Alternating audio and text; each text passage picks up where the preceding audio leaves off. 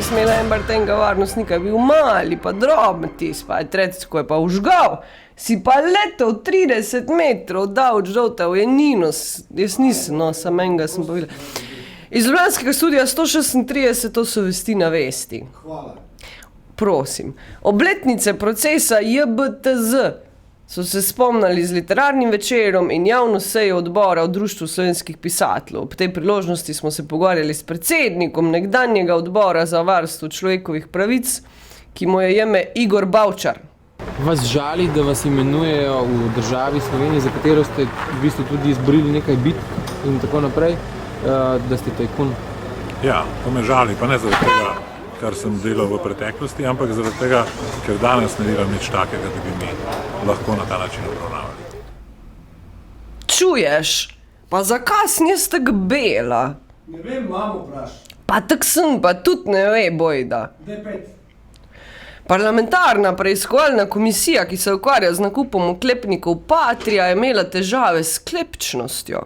Že na začetku zasedanja je prostore zapustil Zmago Jelinčič, plemeniti s puško na ramo, ki se ni strinjal, da bi sejo vodil predsednik komisije Milan Martin Cvikl. Spomnimo, da je Jelinčič s puško na rami skupaj z Robertom Hrovatom iz SDS in Josipom Bajcem iz SLS v torek zahteval sklic nujne seje, na kjer je bil zaslišan prav Cvikl, kar bi pa pomenilo, da Martin Cvikl ne more več voditi komisije. Dejstvo je, da vas lahko predlagamo kot pričo in vi ne morete določati, zakaj se vas sme predlagati za pričo ali se vas ne sme predlagati za pričo. Cviklovega odgovorja pa Jelinčič ni čul v celoti, da tekrat je že poknil s puško, da mu je bobniče mogoče razneslo.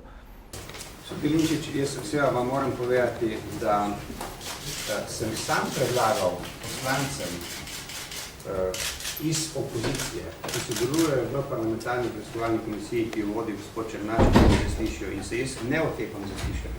Samo Cvikl bi bil pripravljen pričati pred komisijo, ki jo vodi Zvonko Černač in preiskuje nakupe vojaške opreme od leta 1994 do 2007, kaj se je kaj tera vse dogajalo. Robert Hrovat pa je kljub temu ponovo Jelinčičeve očitke o povezanosti Cvikla z ljudmi iz Viator Vektorja oziroma sistemske tehnike. No, ponovo jih je. Ali? Jaz sem kupil oklepnike, nisi kupil. Jaz sem kupil oskratozel, si imel pa veliko zraven, pa te sistemske tehnike. Pa, a v te ali še ti Patrii govorit, no? Ko pa te je tako gnujnega, štole? Nič noga nem zvedla, gara v Dravogradu se prejšnji teden Pepa od Žotlna uženila, pa tudi nobed ni nič povedal. To pa že četrta novica od Patrije kresi. Komisiji je v nadaljevanju uspelo zaslišati nekdanjega direktorja, samo malo telefon mi zvoni. Se upravičujem, ali kako se že reče. Kje smo bila zdaj? Nekdanjega direktorja obveščevalno-varnostne službe Andreja Lovšina, ki pravi, da z nakupom Patrij nima nič. Ves čas sem govoril praktično isto, da je bilo moje delo po obdobju 90-90 zakonito. Visok uradni obisk iz Amerike predsednika Georgea Walkerja Busha in prve dame Laure Bushove je za nami. Bolj kot tujih medijih je ta obisk odmeval v domačih logih.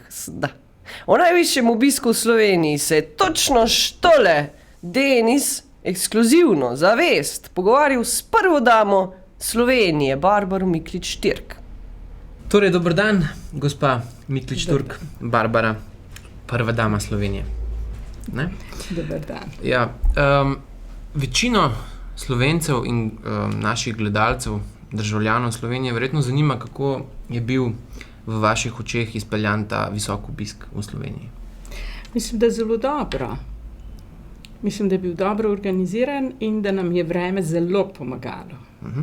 Na kaj morate biti kot prva dama pozorni najbolj oziroma se posvetiti pri takem obisku? No, predvsem je treba kar naprej paziti, da bojo gostje zadovoljni, da ne bojo sami, da ne bojo zdolgočaseni. Se pravi, ves čas je treba paziti na gostjo. No, to je bilo tako, zdaj pa Kaj sta pa še povedala, ko sta še face-to-face govorila, to si pa lahko pogledate na internetu, pa tako veste, kje je tam od spoda, pod tem bo tam napisano tole nekaj od spod, a kako se reče. A lahko berem zdaj naprej. Sodniški stavkovni odbor je 3-dnevno stavko oceno kot neuspešno, saj niso dobili ponudbe vlade, ki bi izpolnila njihove zahteve. Na sodniško stran se je postavil predsednik odbora LDS za pravosodje Aleš Zalar, ali rečejo Aleš Zalar. Po naši oceni je sodnikov preveč vsaj za 1/3.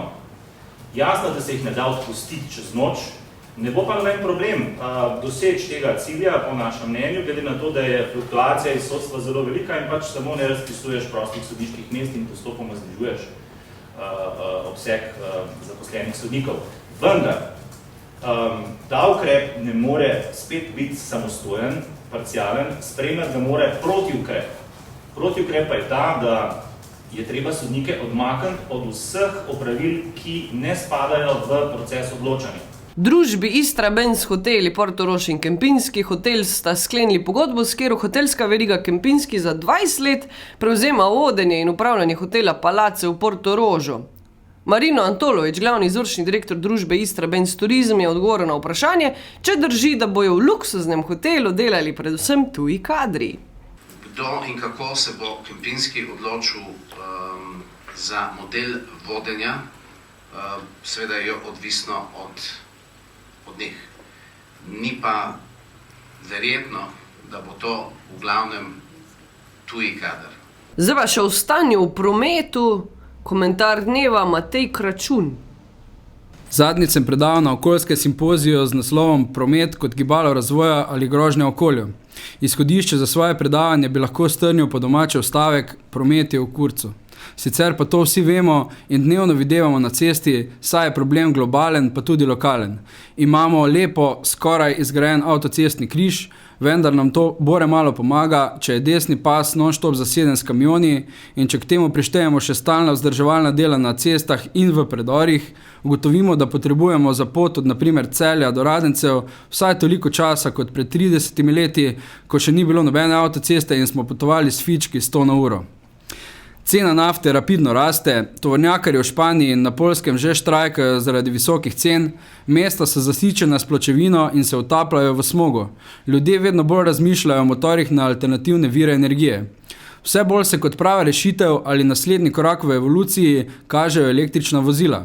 Skoraj vse velike avtomobilske hiše že pripravljajo avto na litijeve baterije, ki ga bomo lahko polnili iz domače vtičnice. Nekateri so pa že na voljo na trgu.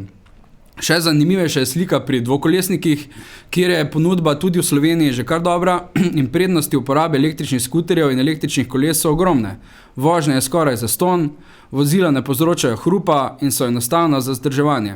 Sam se že zadnjih nekaj mesecev vozim z električnim skuterjem po Celju in lahko rečem samo, da je zadeva zelo uporabna in zabavna. Ja, saj vem, kaj boste rekli. Da se ti lahko vozi s tem skuterjem, je treba v Šoštanju kar nekaj premoga skuriti in CO2 v zrak spustiti. Res je, za prevožen 1 kilometer z električnim skuterjem je treba iz šoštanskega dimnika spustiti cirka 10 gramov CO2, kar je pa vseeno kar ugoden podatek, če ga primerjamo s svinjanjem bencinskih in dizelskih vozil. Poleg tega se bo to stanje samo še izboljševalo z uporabo sončne energije za proizvodnjo elektrike. Razvoj fotovoltaike napoveduje revolucijo tudi na tem področju. Tu lahko navedem kot možnost še proizvodnjo elektrike iz odpadnega metana. Primer deponija Ljubljanske Snage, kjer delajo elektriko dobesedno iz dreka. In to kar z močjo 4 MW na uro. Ljubljanska Snaga je za hidroelektrarno Medvode drugi največji proizvajalec elektrike v Ljubljanski kotlini. Torej, dokler ne izumimo teleporta, v kar sem prepričan, da ga nekoč tudi bomo iskali rešitve problemov transporta v alternativnih virih pogona, kot je na primer električna energija, vodik, stisnjen zrak in podobno. Prepričan sem, da bomo čez 20 let gledali na bencinske avtomobile, podobno kot danes gledamo na črno-belo televizijo, pisalni stroj ali telegraf. Sicer dela, vendar ga nihče ne uporablja. Beam me up, Scotty.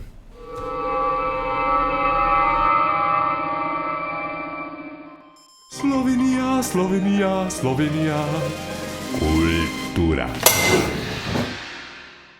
Samo že mi je pa hodil, ko tole berem. Zdaj, v 79. letu starosti je umrl esejist, literarni zgodovinar, gledališčnik, akademik Taras Kermauer. O njegovem pomenu je zavest spregovoril Jurij Hudolin. Vse to, kar je ostalo za Tarasom, ves ta nepregleden opus, bogat, večplasten, energičen, je tako poseben, da bo Taras gotovo ostal in je to, kar je bil eden največjih mož, kar jih je premogla sploh slovenska zgodovina. Te pa še vreme. Kaj pa, če bi ti mene prežarčil, tako si unga prej? Ok. Dejna.